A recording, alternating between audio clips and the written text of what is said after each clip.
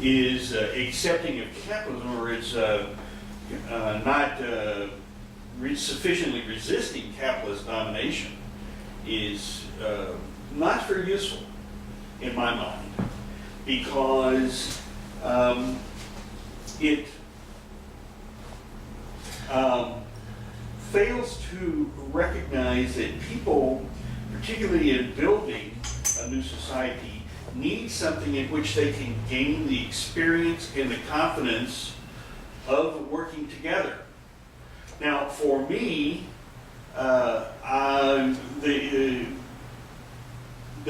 expansion of the concept of capital and capitalism that Meszaros goes to in terms of domination, I agree with 100%.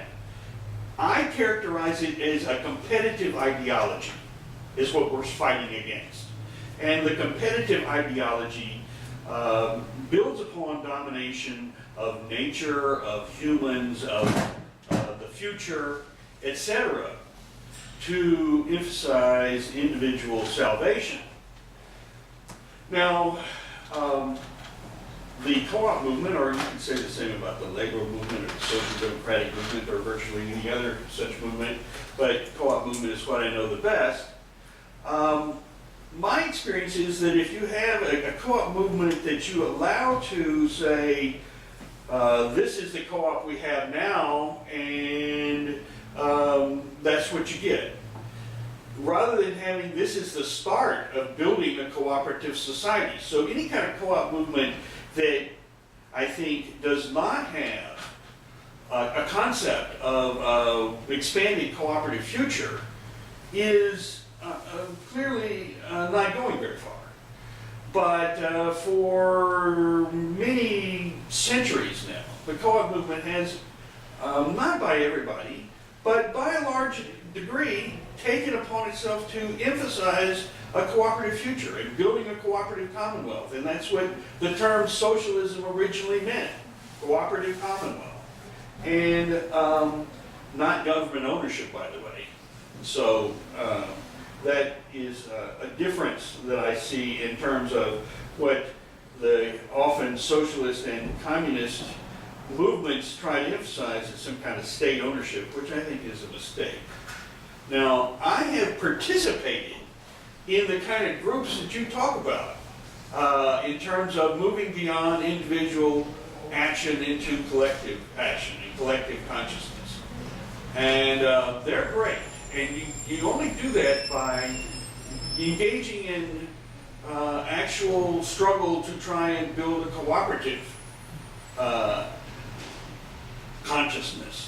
And you can do this no matter what activity you can engage in. For example, I have in the past advocated that groups like radical sociologists and radical historians and radical economists get together and form an organization that they can engage in economic and political activity together, not just as economists or sociologists, but as radical academicians.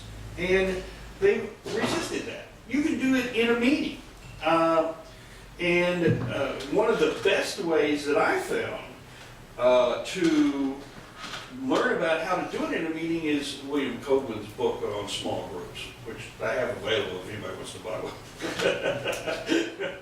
But he talks about exactly how meetings work and how to make them work better and to build collective leadership. And so I think that the key is to engage a movement that has a vision of the future, whatever that vision happens to be. So that's why I work in the co-op movement. That's why I spend all my time trying to get people to cooperate, because that is anti-domination right there. And that, I believe, is the struggle. I believe in working in small collectives. That's true, but they don't necessarily have to be tied together as a party. They can be tied together as part of society. And the last thing I want to say is that most Marxists, it seems, assume that all there is in life is work. But we need to move beyond a focus on work. We've got to focus on life. And that's what we're talking about, is to live cooperatively, not just work cooperatively. So. You want to go first? Okay, well, great points, thank you. It's true, it's very important because this is a very important area, you know, the issue of cooperation, the issue of changing the world through forms of small groups and expanding them. You know, and it's been around a while. In the 19th century, the struggle, you know, was going on, and that's an important part of history of the co-op movement in that, you know, there was an effort to co-opt the radical socialist movement by the system. And one of the ways they tried to do that in the 19th century was through the development of cooperatives as an alternative to the class struggle. Alfred Marshall, who was you know, noted as being sort of the forerunner of political economy in this modern period by Keynes and others, was a 19th century English person, was the president of the cooperative movement, was also highly committed to the imperialist aggression against other countries in the world by Britain. And so his whole program was to try to co-opt the workers' movement.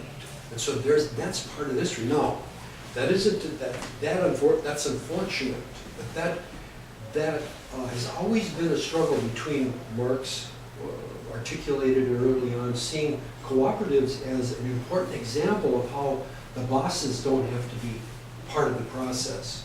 But he also saw how, and it showed the potential for workers' control. But also they brought forward it shouldn't be idealized because they brought forward these negative features which are of the capitalist system. So it is important what you've raised. But the thing is that there's a lot of assumptions in what you said.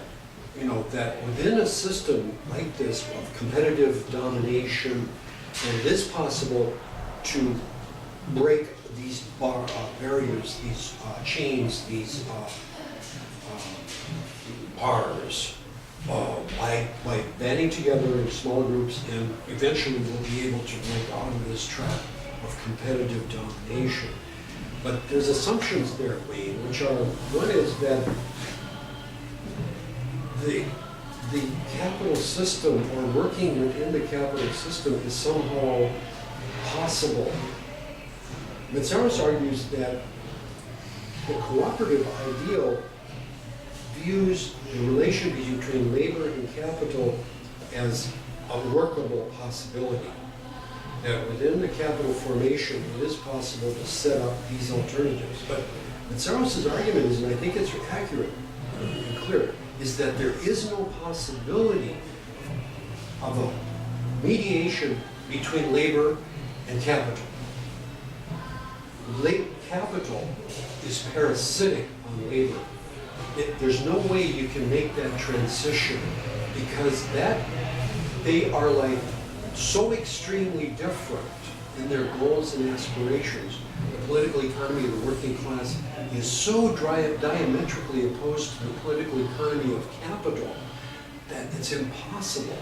It doesn't work. It's been tried by all these movements that you mentioned, social democracy, the cooperative movement, and others, since 1843 and earlier, when the Rochdale principles were founded.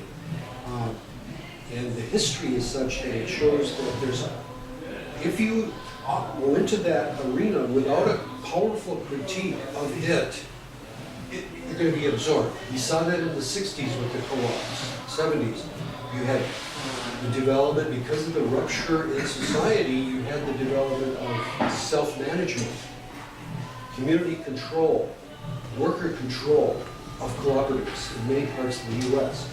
What happened is capital eventually took over. So now in the capital formation, or in the cooperative formations we have, you have a management that's playing the role of the personification of capital and labor. you go down to the street to the co-op, and that's what you see. And that's what happened, is that eventually, because there wasn't a way forward for the people in the cooperative, they didn't have a critique powerful enough to counter that, it's reabsorbed. So to work in a cooperative now is to work in any workplace, to be a worker at punch a clock. And at the Harvest, for example, with all of its positive features, is to be another unorganized worker victimized by management decisions. So that has to be transformed. So what you're advocating is that we set up cooperatives, but then they have to be transformed just like any other workplace. Because of the relations of production are imperative, if you don't criticize them, it's just another form that has to be transformed.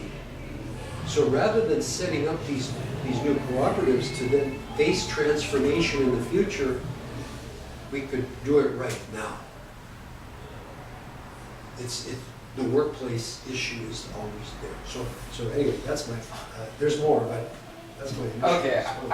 I'm not going to add too much to this, just to say that I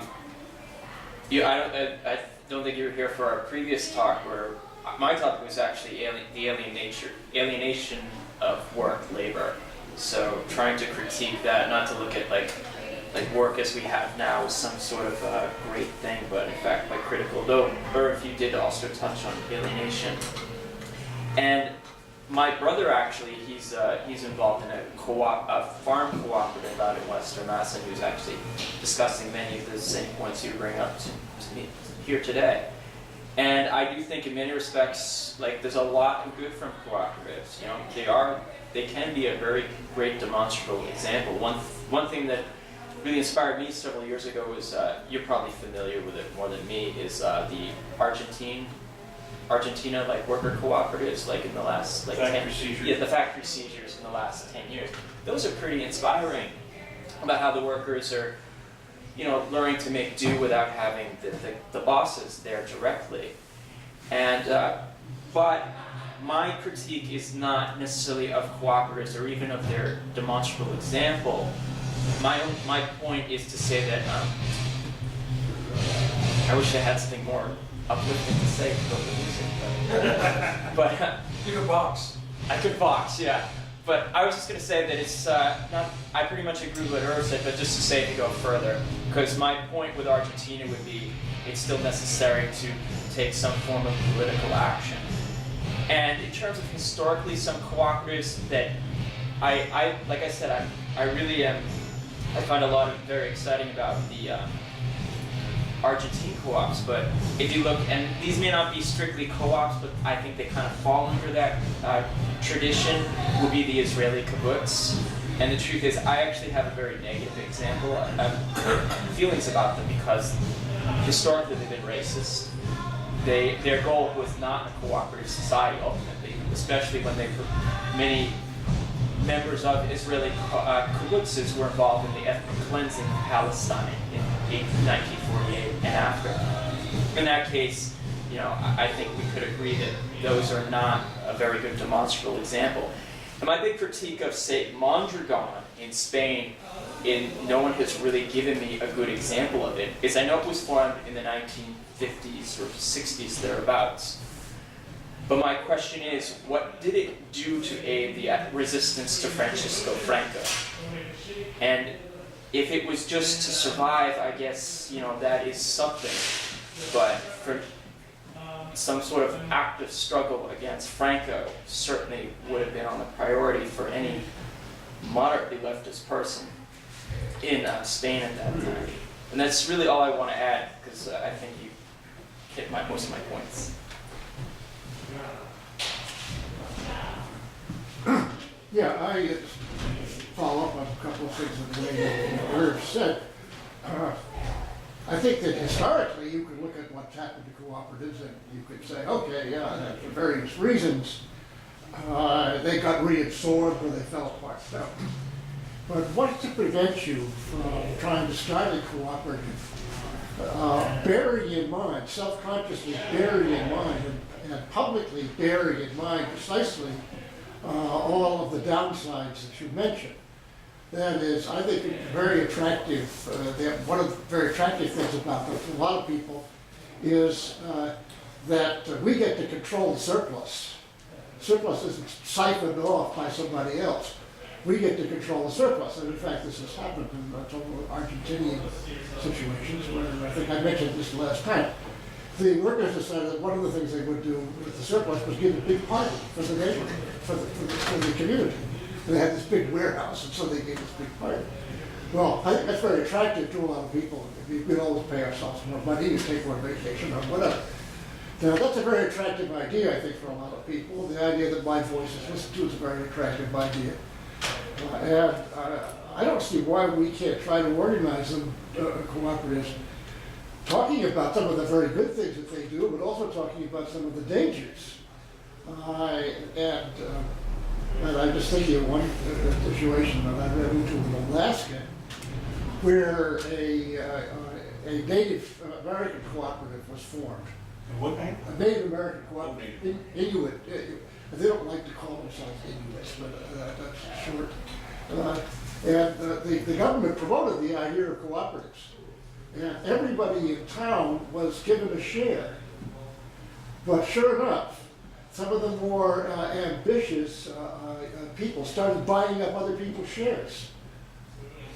And people who didn't work that hard or didn't know what was going on or whatever. And pretty soon they found themselves with, in fact, a capitalist corporation run by these ambitious people. Now, if we were going to try to start a cooperative of some kind, we don't need to give that as an example, but we could talk about the dangers of that kind of thing happening. All of which means that while we are working in this cooperative, we are self-consciously, self-critically aware of the dangers of such tendencies. And I think another advantage to trying to work on them is that you raise the issues of why don't you control the surplus which you produce? Why don't you control a lot of the decisions? Why don't you participate in these decisions? And I think a lot of people would like that idea. Then we have to say, of course, there's always this other possibility, and we have to watch out for it. Great point. Yeah, and very important, the point of other cultures. I wanted to respond to that by quoting just a short piece from Michael Leibowitz. Yeah. His larger article in which he comments on what can be expected out of Chavez's fourth term. He was elected a month ago. Yeah. But in here, he mentions what's going on in Venezuela with the cooperative movement, which I thought was insightful and useful maybe in relation to this discussion. He says, the question he's asked here by this is at a conference actually in Croatia. The interviewer asked Leibowitz, the system of cooperatives was designed as an alternative to standard capitalist corporations. Has there been any improvements in progress in that area in Venezuela? And Leibowitz's answer is, I think that measured by the number of successful cooperatives, there are great limits to relying upon small cooperatives as an alternative. Many such cooperatives have failed or discontinued, just like small businesses or small cooperatives elsewhere. There are some cases in rural areas where there are very successful cooperative processes, but in general, I think the most important aspect of the major cooperative initiative in Venezuela has been that the cooperatives have been schools of socialism. That is, they have given people experience in the process of making decisions themselves. I think the real alternative to the capitalist corporation would be the workers' management of state enterprises. Unquote. That's the end of the quote. So, this is an important example of what I think Wayne is arguing for, but there is an added feature in Venezuela, which is the state actually is supporting the development of worker cooperatives, of what they call worker management, self-management, worker control. So that's a unique difference, but there's a parallel thing going on, where you have this communal economy going on, developing, and then on the other hand, the capitalist system, and they're going on simultaneously. But the difference that they have a head start in the sense in that the oil revenues are going to help build this cooperative alternative because of the politics of the Chavez movement for socialism. So that gives them a real advantage than we have here. You know, we need to build a social movement for worker control and self-management to really get there, I think. If we had elected, Jill Stein, who's committed to the co-op movement, Green Party. The Green Party, therefore, that would be a situation we might have some power in the state to emphasize, to aid the cooperatives because So there is they need it. certain things that prohibit the election of Green Party. Oh, yeah. And so we have to deal with those. You know, what are they? So we have to figure those out. But it may be that there's some substantive issues that we have to deal with first. And building a social movement would be, I think, part of it. You know, that social movement would pressure politicians into doing the right thing. Like we saw a glimpse of in the 60s, in the early 70s with the anti-war movement and the movement for civil rights. You know, the powers that be were forced to do a little bit more of the right thing. Not enough, of course, but that's an example, I think, of the rupture that Doug was talking about. That has been renewed by the Occupy movement. The rupture of business as usual, capitalist relations and production, and so on. Please. Yeah, so communism is a materialist philosophy rather than positivistic or spiritual.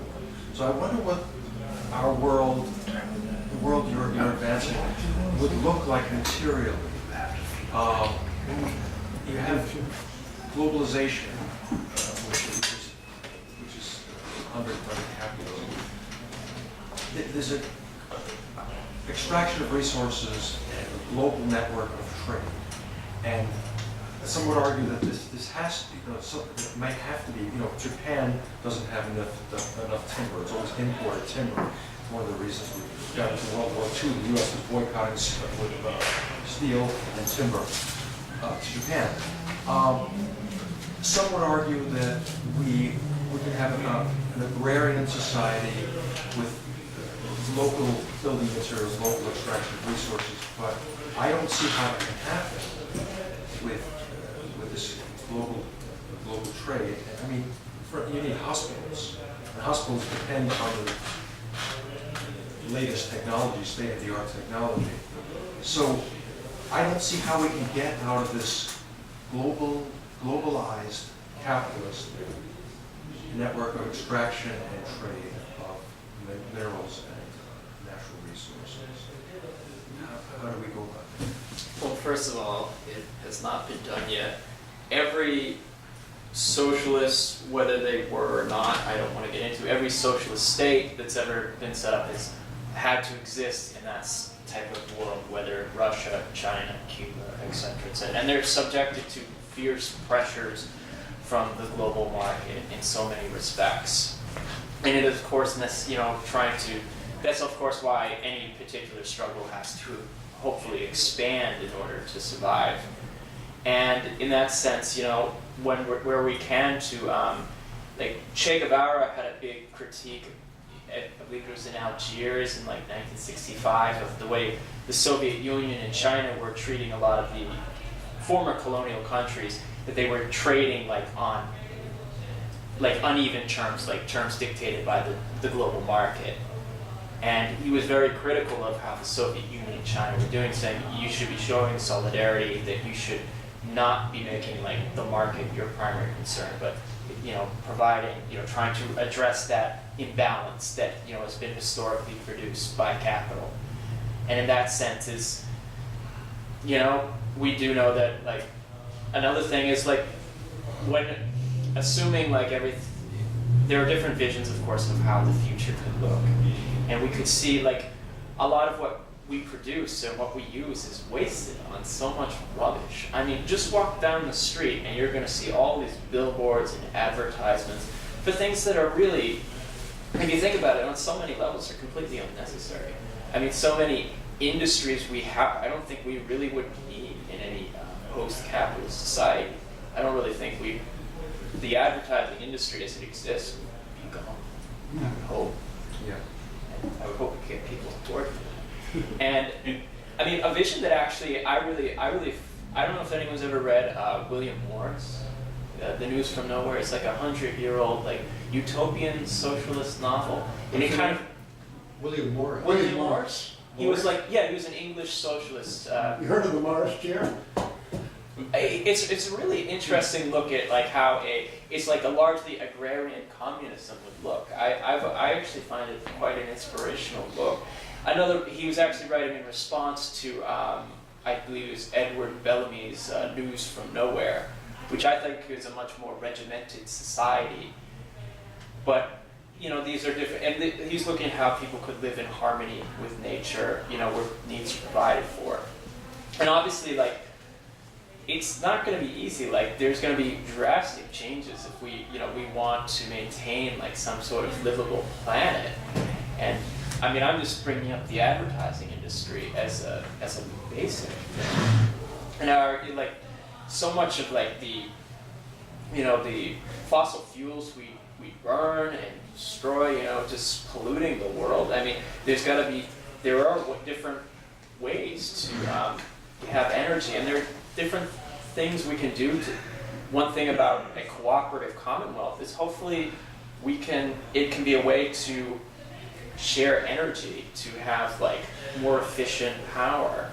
The American lifestyle, like everyone lives in the suburbs, it cannot be replicated on a global scale. Not everyone's going to have like a 3-story home with like 7 bedrooms. I don't think it really can be done. No, I'm just kind of just throwing out ideas and observations. I mean, part of it is like, it's not just going to be my vision, it's going to be everyone hopefully collectively working to produce this.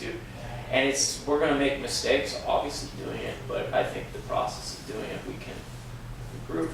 Let me ask about transportation. People are, not in global, not in tribal civilizations, but in industrial civilizations, people are dispersed. You don't have you don't have extended families living all in the same village. One lives in Seattle, one lives in Kansas City, all of this. How do we're burning up the fossil fuels in an alarming rate. So how do we communicate and interchange with each other without depending on natural resources when we're sort of dispersed? Well, I think ultimately we are still going to have to depend on natural resources. I don't think we can just go back to the beginning. I mean, it's obviously going to be different, I would hope. And I'm glad you brought up the whole idea of transportation. I was involved in a lot of the anti-tea austerity struggles this year. Me too. Oh, cool. Okay. And like how the tea is. It's like it's not really. It's so in debt to these banks and everything. It's not a sustainable public transit that is serving the needs of working and oppressed peoples.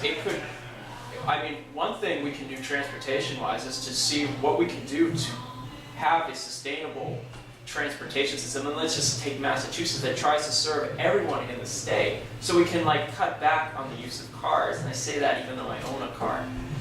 To cut back and hopefully eventually eliminate the use of cars. Expanding the use of buses.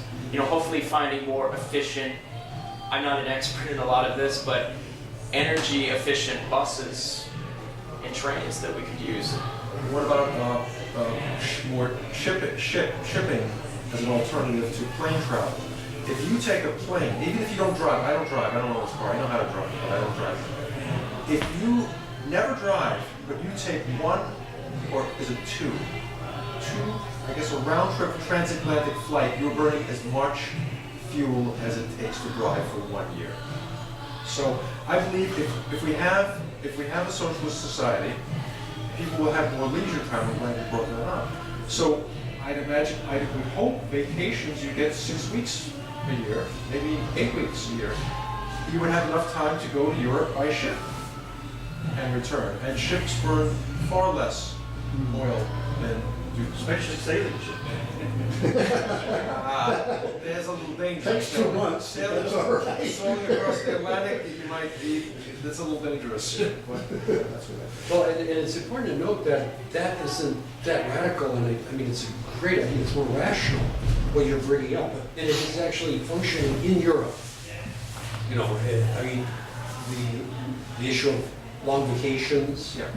you know, I mean, it's, and the issue of transit, much more reliance on trains and buses and bicycles, and so, you know, it's there, it's working in boats, you know, and so the more rational approach is actually going on now in most parts of the world. Here, it's different because of the power of the oil industry or whatever, you know, so profit keeps us in an antiquated form of transit.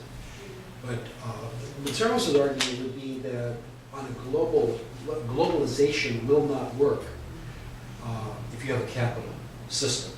Ultimately, the idea of private ownership and control of socially produced wealth just makes globalization under capitalism impossible. Well, you don't mean globalization in this form we have now. You mean global cooperative society. Right. Well, actually making it a reality because of that contradiction, the private ownership and control of socially produced wealth, it doesn't work. And we're seeing it with the destruction of the commons. I mean, the fish are fishing, there's no force that can control the fishing industry. So the oceans are being fished out. They're becoming sinks for carbon. The oceans are becoming sick. This is capital at work, and it's not sustainable. Other examples, of course, you know, so it just doesn't work. So in order to reach a global understanding, everybody has to be involved in the economy, not just this capital group, you know, and that's what we're working toward. I'd like to answer you in terms of what would the socialist society of the future look like. And I think the predominant thing you would see is decentralization. Point of use power production, for example. A lot more things, the neighborhood would become much more important. And rather than every individual family owning a car or 2 cars, the neighborhood maybe have a dozen cars and you would share these.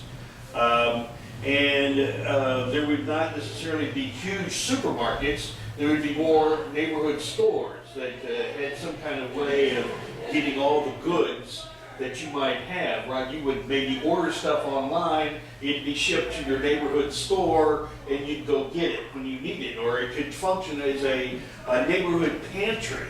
So you don't have to keep extra food in your house, per se. You may keep a little, but for the most part, the extra food is down at the neighborhood pantry. So that's where you talk about hospitals. You know, there are now is big, huge hospitals, but there would be small,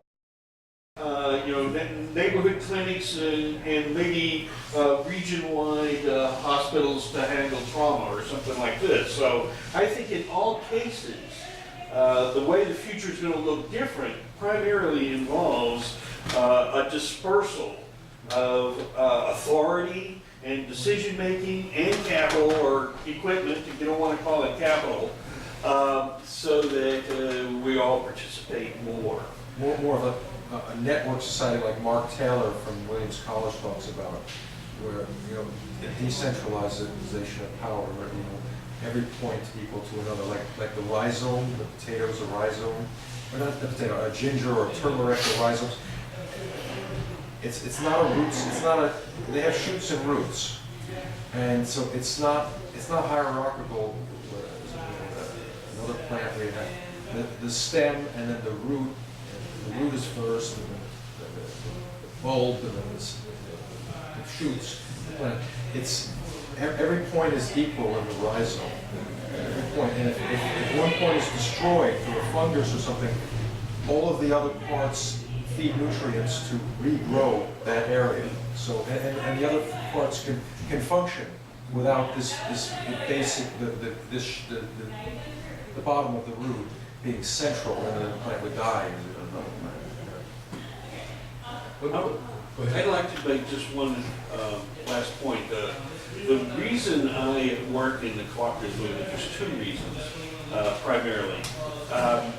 One is that the issues you raise, for example, the conflict between labor and management and harvest and other co-ops, the co-op movement has a built-in mechanism in terms of its ideology and its principles, etc., that allows members to raise questions about that. Is this the type of management we want to use? And that's inherently part of the bargain of being in a co-op. So members always have the opportunity to change the structure. And there are plenty of co-ops around that use a different structure, not strictly a hierarchical labor management structure. So there are opportunities to talk about it. And the second reason is because working in a co-op, you're engaging in an economic activity that has a real future. It's not idle speculation, it's not just activism. And labor, to a certain extent, has a limited, the labor movement in particular, has a limited struggle here because they focus on one side of the equation rather than having the opportunity to look at both sides. So Mondragon has capital subservient to labor. That's their big issue. Capital in service to work. And not stand over workers, but to assist in the formation of workers. So I think for me, the reason the cooperative movement has an inherent advantage is because it gives us an opportunity to talk about these issues, to talk about the economy we want, to raise issues of process, etc. And therefore, I think it's a wonderful arena, but much better than any other. Now, let me ask another question. I wanted to ask Doug a question. You raised the important point of having democracy and horizontal relations on one hand, but we also need vertical relations to really build the movement or organization. Given the experience in the 20th century with horizontal relations and vertical relations, say, with the way democratic centralism developed and went through its rise and decline in the 20th century, how would you see vertical relations being doable without reproducing those characteristics, which were negative, I think? Oh yeah, I mean, obviously there's a lot, to put it mildly, negative in the experience of a lot of 20th century socialist experiments. But ultimately, I don't think it's a problem that you can just walk around. As a friend of mine would say, it's a problem you have to walk through. Because, like it or not, all these socialist experiments, failed or otherwise, whether the Soviet Union, China, Cuba, Nicaragua, etc., have had to face, the environments where some form of vertical structure was necessary. The fact is, it was not an idle thing to say that, the imperialists were trying to overthrow the Soviet Union. You can look at their early history. That is absolutely true. There was a civil war. Cuba has suffered through a horrible blockade for the last 50-ish years. Also, we're calling it the Allies. At the start of the Russian Revolution, a contingent of British and Europeans and Americans, Canadians went to Archangel on the Arctic Ocean. Right.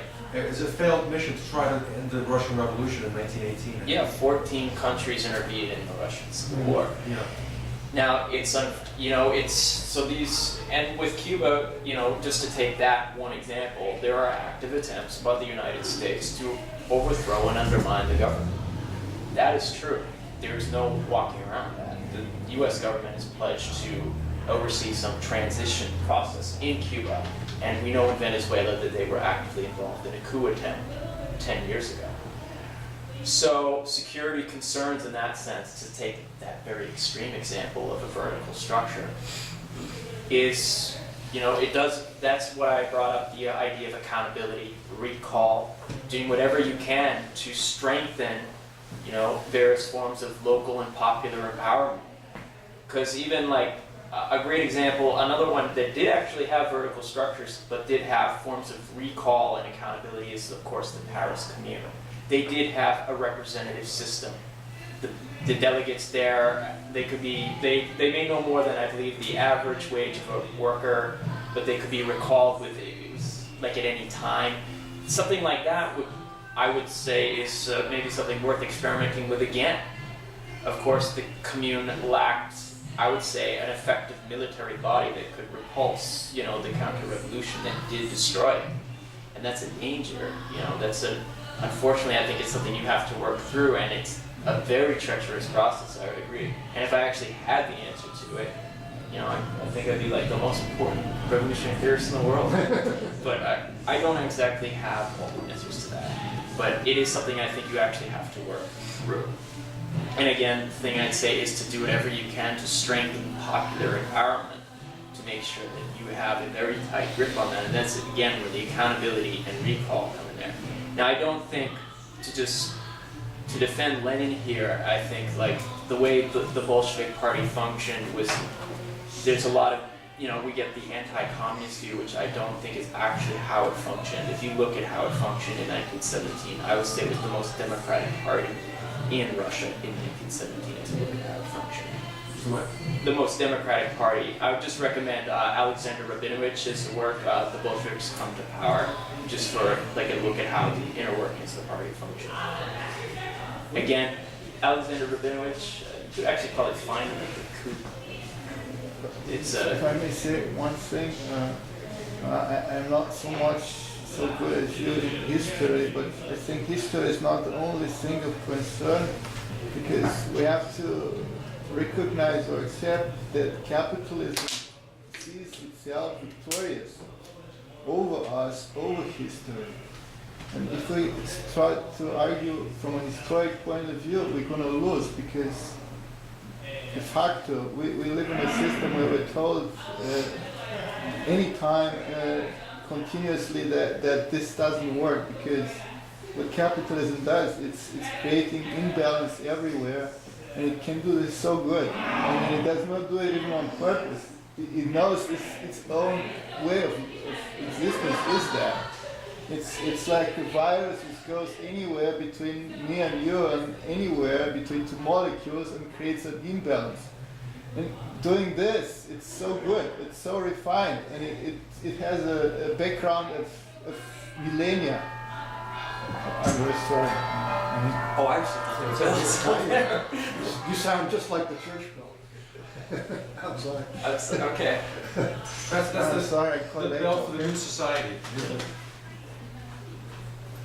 Now, you were going to say? I was just going to say, just to defend myself just slightly, is my primary training is a historian, so I that don't know might if be you why. get my point, what I'm saying. I'm trying to say history is not helpful anymore, because we live in a situation where capitalism is basically surrounding us.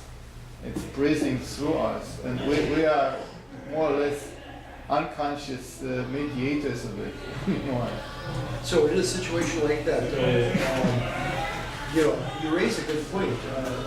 It's something that Leibowitz brings up in his book, and I wanted to ask you about it in a minute, but that capital functions because it's able to separate people. It's in the separation. It's creating, in my view, an imbalance. It's like in physics, or in biology, things happen because there is a plus and a minus, and there's this difference of potential where energy flows because of that. And this is capitalism. It's everywhere. It's discrimination at infinity. But let me ask you this. It works by that. No matter where it goes. Sorry. Would it be possible to counter that by reducing the separation between workers or between people? In other words, the social individual rather than the isolated individual? Yeah, absolutely, but it does not function because we're so much surrounded by its invisible power. It is everywhere. It's going to come after. It's taking advantage of anything. So it's probably I'm schizophrenic about, but it is how it is. It's very difficult. You cannot use history as an argument because we already lost the history. Well, let me ask you this. If we can't use history, history being a historical start, a rise and a decline of an economic system like capital, we know it's historical, it has a history. It has Even capitalism had a history, but it's continuously changing it. So it's for capitalism, history doesn't matter because it betrayed, it bought it, it sold it, it destroyed it. But what do we have to? How do we see social change happening if we don't have history on our side? Yeah, well, no, you need some history knowledge. I agree. I do. I use it, but it's because I try to purify it, but I cannot bring it as an argument anymore. Historically, capitalism has won. That's what it is. Well, And that's why I don't want to bring it up as an argument. well, let me ask you this. You're saying then that capitalism has won into infinity, or, things happen where you could look at it at this moment in history, it appears to have won, but it doesn't mean it's eternally winning. It could lose too and do worse, given a certain situation like happened back with the economic crisis. We saw the actual sort of devolution of the system, at least into a trough momentarily. It's reconstructed itself, but you seem to be implying that it's eternally won. Is that accurate? No, I'm not able to say that because I believe Time's not over yet. there are books where you could read about more. I don't know, like I think Antonio Negri, he tries or he accepts the fact that capitalism has won this victory, but he goes further from there. So you can see maybe he knows about details. I haven't managed to read all that. Which one, the multitude or the other one? Commonwealth, Empire. Empire. I was busy with Empire for a while. Okay. I actually just want to say, just to defend my profession just slightly, is I really think we can learn a great deal from history. I think the verdicts are not necessarily always given. And the truth is, if I actually believe capitalism has won, I don't know what the hell I'm doing. And I think a lot of us here would share that. I grant you, the objective circumstances are really bad. I grant you, I agree, capitalism does destroy history. All that is solid melts into air. All fixed and fast relations are swept away. That's Marx, that's 160 years ago. All of that, but the thing is, I don't believe that, capitalism based on its very nature and working people based on their position in society, whether they agree, with me about communism or not, they're going to resist. And the thing is, even we can change the circumstances through our activity.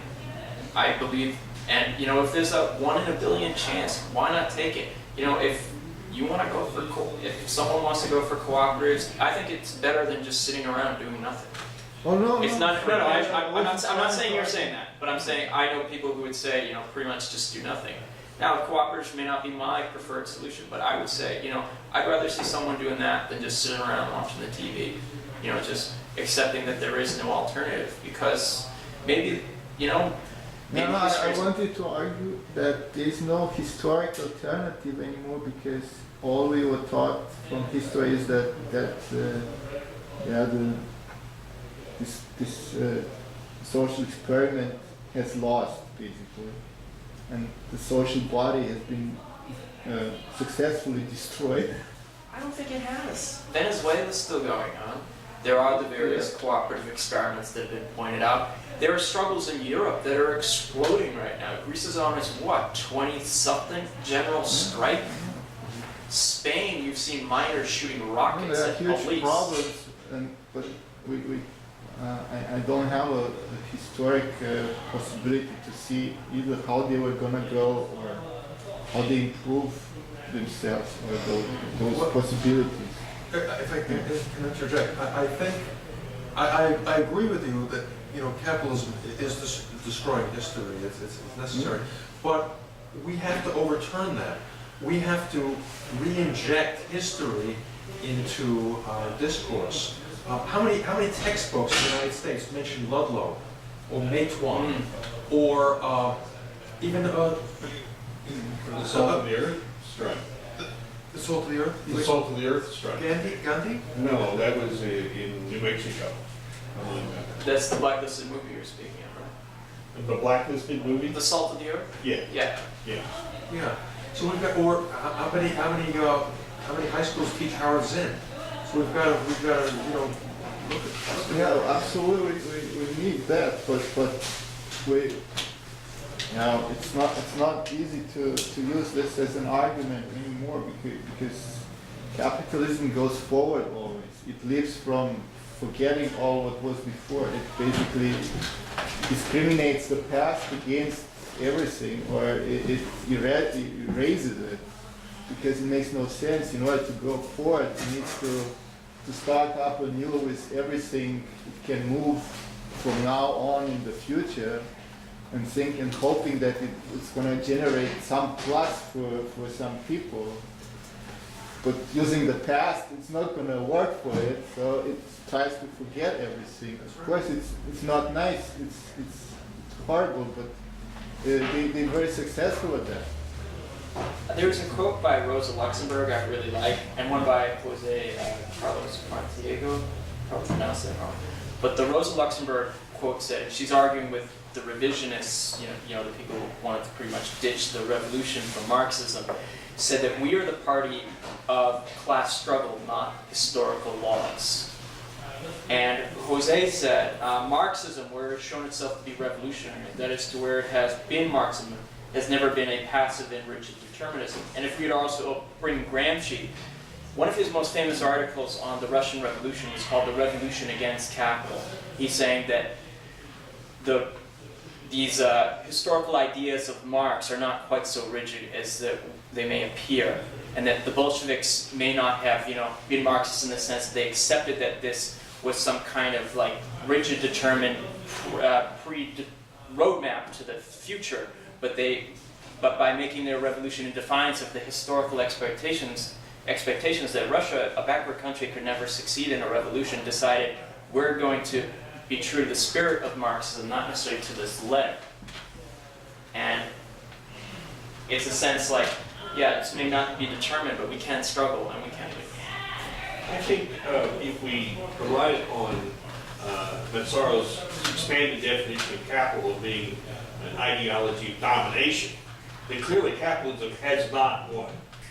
Because although there are people who are proponents of domination, there are plenty of people who resist, who are not subject, don't believe in domination, and look at more alternatives to that way of interacting. And in particular, the very fact that Romney, the ultimate expression of domination, was defeated, means that there is at least an opportunity to struggle against that ideology, and in many ways we're succeeding. I mean, if you look at virtually any public position poll on the issues, regardless of the two people who are allowed to take up the various sides, if you look at the issues, 65, 70, 75% of the population agrees with me in terms of how to do things specifically. So that clearly reflects an opportunity where we can break through domination if we're allowed to talk about these things with people. Yeah, but they regroup always. They do, the but powerful, and the they very find- fact that they have to spend so much resources trying to ensure their domination just shows how weak they really are. Now, one of the things that I think we should be doing, we're going to start doing this, I think, in Occupy Newton, and that is getting into smaller group discussions in the neighborhood, rather than having more visible demonstrations against whatever. We get to meet with people in small groups and try to get them involved in doing something to reflect their views, talk about Occupy and what the issues are and what we can do about it.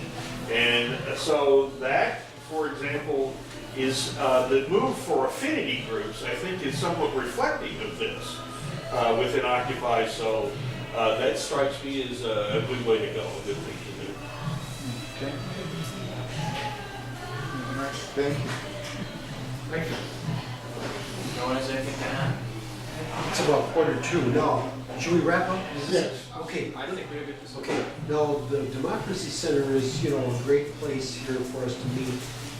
One thing they ask is that we pass the hat at the end of it, and that money goes to them. I'm gonna pass the hat, or, helmet, actually. Pass the helmet. Pass the helmet. Also, feel free to take Actually, copies here's of, a hat. Well, copies of the helmet, Boston Occupier if you want. Yeah, well, great. Thank Those you. are free. Yeah. We don't.